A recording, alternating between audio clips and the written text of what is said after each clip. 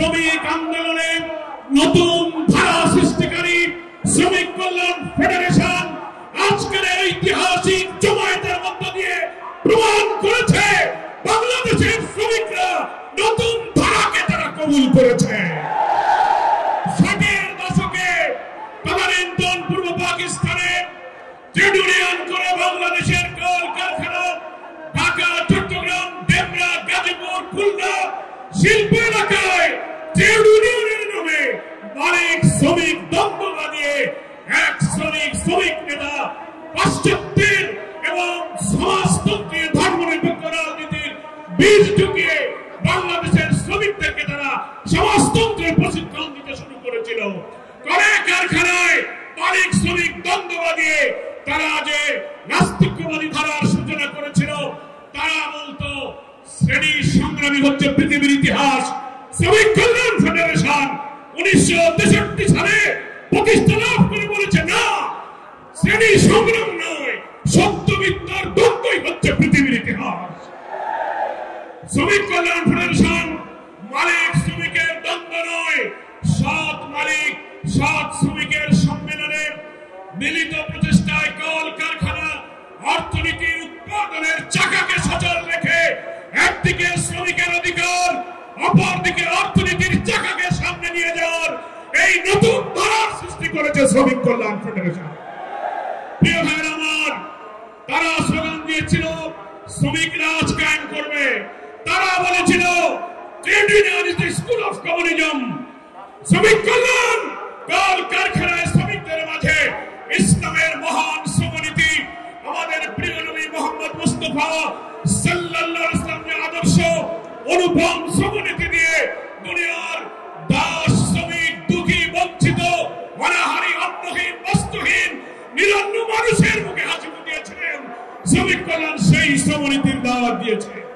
শ্রমিক কল্যাণ আল্লাহর নবীর আদর্শ তুলে ধরে মালিকদের কাছে বলেছে, শ্রমিকদের বলেছে, মালিকরা যা খাবে এবং করবে শ্রমিকরা যেন সেই পরিমাণ, সেই মানের খেতে পারে, পড়তে পারে, সেই ন্যূনতম বেতন মজুরির ব্যবস্থা করতে হবে।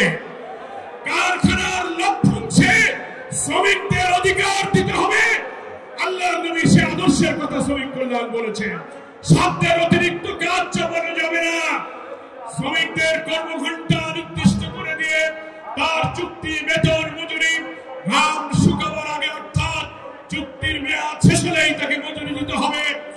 এইভাবে ইসলামী শ্রমনীতির নতুন ধারা সৃষ্টির লক্ষ্যে রাজধানী থেকে বাংলাদেশের সকল শিল্পাঞ্চলে আজ 2025 সালে হাঁটি হাঁটি পা করে সরকারের একটি নিবন্ধিত রেজিস্টার্ড ট্রেড ইউনিয়ন হিসেবে আজকে বাংলাদেশে সবচেয়ে শ্রেষ্ঠ, সবচেয়ে বৃহৎ শ্রমিক সংগঠন বাংলাদেশ শ্রমিক কল্যাণ ফেডারেশন। আমি আজকে রাজধানী ঢাকার আসার পথে কয়েকটি শ্রমিক সমাবেশ ঘুরে ঘুরে দেখার সুযোগ পেয়েছি। আমি আপনাদের কাছে বলছি, শ্রমিক কল্যাণ ফেডারেশনের এই সমাবেশ, এই শ্রমিক জমায়েত বাংলাদেশের সর্ববৃহৎ শ্রমিক সমাবেশ।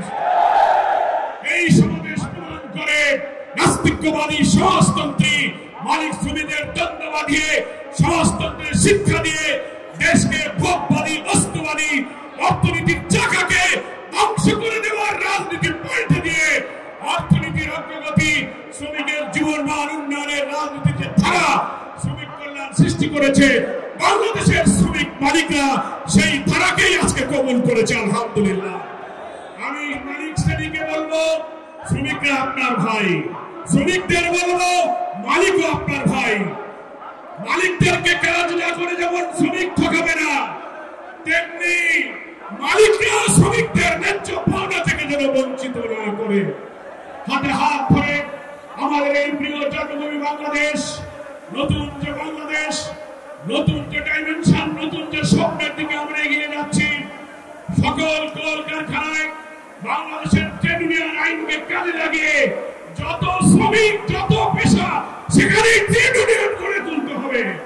পরিবহন, গার্মেন্টস, সমস্ত শিল্প সেক্টরে পাটকল, সুতাকল, চিনিকল, পেপার মিল, বন্দর, রেল, সমস্ত পেশা ইউনিয়ন করার মধ্য দিয়ে আজ হাজার বাধা বিপত্তির মধ্য দিয়ে শ্রমিক কল্যাণ ফেডারেশন একটি শ্রেষ্ঠ ফেডারেশনে রূপান্তরিত হয়েছে।